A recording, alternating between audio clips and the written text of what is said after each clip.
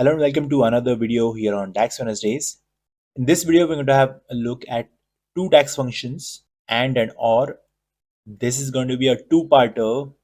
In part one, we are going to have a look at how exactly these two functions work. In part two, we'll have an in-depth look at how you can use them more efficiently.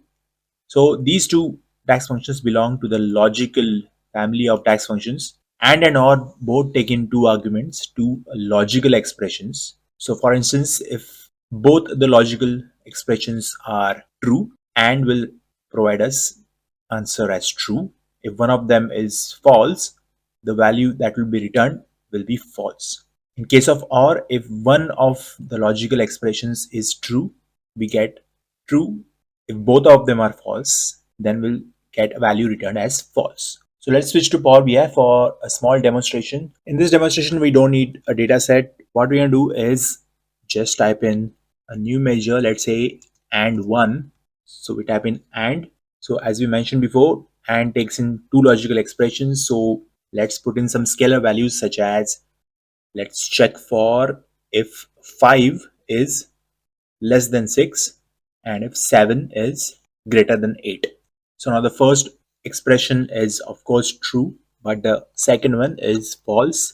So the value that will be returned is, let me put in a card visual over here. Now what if I change if 7 is greater than 8 to 7 is less than 8? You'll see the value that will be returned is true. We'll do something similar for OR. Let's copy these two expressions. I will add in a new measure. Let's call it OR underscore 1. Once again, OR takes in two arguments. We'll paste the two arguments. So in this case, if one of these two logical expressions is true, the value that will be returned will be true. Let's add OR underscore 1's value over here. So you see it has returned as true. Now if we were to change, let's say if 5 is less than 6 to 5 is greater than 6. So the first one is false, but the second one is still true. So it has returned us true as the value. Now let's take it a step further. As we saw earlier, and OR will take in only two arguments, two logical expressions. This doesn't mean we only can check for two conditions. We can always nest multiple and OR arguments in itself. For instance, in one AND function, I can use one logical expression, and for the second logical expression, you can add another AND. So it will check for the second and the third expression. We can also mix it with and or an and, like this. So there are multiple ways in which you can combine or nest multiple logical expressions in one go. We'll have a look in Power BI one more time, one of these nested expressions. Let's change the and underscore 1 DAX function. So let's keep 5 is less than 6 as it is. And for the second expression, let's add OR. 7 is less than 8, and let's say 10 is greater than 11. So what do you think will be the answer?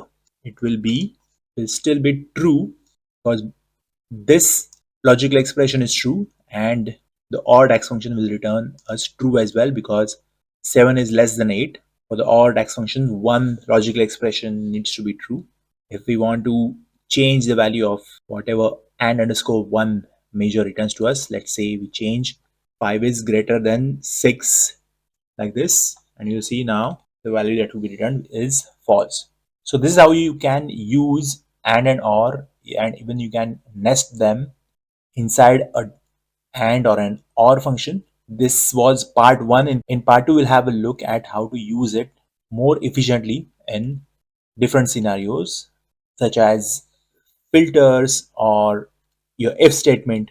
But for the time being, for part 1, I just wanted to show you how these two DAX functions work, what is the logic behind them. So that's all for this video. Do tell me in the comments what you thought about it. Do not forget to like and subscribe. I will see you in the next video.